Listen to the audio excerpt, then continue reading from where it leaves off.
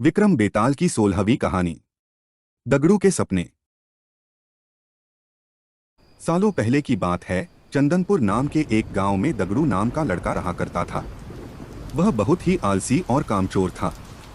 दगड़ू के आलस और दिन रात सोने की आदत से उसकी बूढ़ी माँ परेशान रहती थी। किसी तरह वो दर्जी का काम करके अपना परिवार चलाती, लेकिन दगड़ू पर इसका कोई असर नहीं पड़ता। वो तो बस दिन रात सोता और सपने देखा करता था। लेकिन सबसे अनोखी बात यह थी कि जब भी वो कोई अनहोनी या बुरी घटना से जुड़ा सपना देखता तो कुछ घंटों बाद वह सपना सच हो जाया करता था। एक दिन रोज की तरह दगड़ू सो रहा था। अचानक उसे सपना आया कि एक लड़की की शादी में डाकू आए और सारा सामान लूट कर ले गए। जैसे ही सुबह हुई, उस आलसी लड़के को सपने में दिखी लड़की अपने घर में नजर आई। वो लड़की अपनी शादी का जोड़ा लेने दर्जी के पास आई थी। लड़की को देखते ही दगड़ू उसे तुरंत अपने सपने के बारे में बताता है। लड़की परेशान होकर घर जाती है और घर वालों को सारी बात बताती है। सब लोग सपने की बात सुन तो लेते हैं, लेकिन उस पर विश्वास नहीं करते और कुछ ही घंटों बाद लुटेरे शादी का घर और बारातियों को लूटकर चले जाते हैं। इस घटना से गुस्सा होकर लोग दगड़ू की पिटाई कर देते हैं और उस पर लुटेरों के साथ मिले होने का आरोप लगाते हैं। इसके बाद दगड़ू को कुछ दिनों बाद एक और सपना आता है।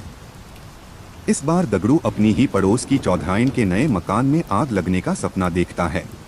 दोपहर के समय जब वो आलसी लड़का घर से बाहर निकलता है तो उसे चौधराइन मोहल्ले में नए घर की खुशी में मिठाई बांटती और लोगों को गृह प्रवेश समारोह में न्योता देती नजर आती है। महिला को देखते ही उसके पास दगड़ू भागा चला जाता है और उसे अपने सपने के बारे में सब कुछ बता देता है। महिला दगड़ू पर नाराज होकर वहां से चली जाती है, लेकिन समारोह से पहले घर को आग से बचाने का पूरा बंदोबस्त कर लेती है। लेकिन फिर भी दगड़ू का सपना सच हो जाता है और चौधराइन का घर जलकर राख हो जाता है। ऐसा सालों तक चलता जाता है। हर बार दगड़ू बुरा सपना देखते ही लोगों को सतर्क करने के लिए पहुंच जाता, लेकिन आखिर में उसे ही लोगों के गुस्से का शिकार होना पड़ता। इससे तंग आकर दगड़ू गांव छोड़ने का फैसला लेता है। वो गांव से दूर एक दूसरे राज्य में चला जाता है। यहां अपना पेट पालने के लिए दगड़ू नौकरी ढूंढने लगता है। किस्मत से उसे एक राजा के यहां चौकीदार का काम मिल जाता है। दगड़ू को नौकरी मिलने के कुछ दिनों बाद ही राजा को सोनपुर गांव निकलना होता है। सोनपुर जाने से एक दिन पहले की रात दगड़ू को सपना आता है कि सोनपुर गांव में भयानक भूकंप आया और वहां कोई भी जिंदा नहीं बचा। जैसे ही सुबह राजा की सवारी सोनपुर की तरफ रवाना होने लगती है तो दगड़ू फटाफट राजा के रथ के पास पहुंचकर उन्हें अपने सपने के बारे में बताता है और उन्हें सोनपुर जाने से रोक लेता है। अगले ही दिन राजा के पास समाचार पहुंचता है कि उस गांव में भूकंप आने के बाद कोई भी जिंदा नहीं बचा, पूरा गांव श्मशान में तब्दील हो गया। समाचार मिलते ही राजा चौकीदार को अपने दरबार में बुलवाते हैं। सोनपुर में आए भूकंप से बचाने के लिए वो दगड़ू को कीमती जेवर देकर नौकरी से निकाल देते हैं। इतनी कहानी सुनाकर बेताल चुप हो जाता है। कुछ देर बाद वो राजा विक्रम से पूछता है, बताओ दगड़ू को उपहार देने के बाद नौकरी से क्यों निकाल दिया गया?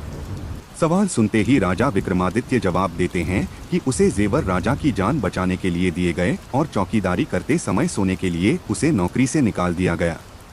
अपने सवाल का जवाब मिलते ही बेताल दोबारा से उड़कर घनघोर जंगल में जाकर किसी पेड़ में बैठ जाता है और विक्रमादित्य दोबारा उसकी खोज में निकल जाते हैं। कहानी से सीख। इस कहानी से दो सीख मिलती है। पहली, काम के प्रति लापरवाही नहीं बरतनी चाहिए, वरना परिणाम गंभीर हो सकते हैं। दूसरी, किसी का भला करने पर अगर बुराई या फटकार मिल रही हो तो भी भलाई करने का रास्ता नहीं छोड़ना चाहिए, क्योंकि कभी न कभी अच्छे कर्म का फल जरूर मिलता है। विक्रम बेताल की अगली कहानी, अधिक साहसी कौन? सुनने के लिए हमारे चैनल में जाएं और वहां से अगली कहानी का आनंद उठाएं।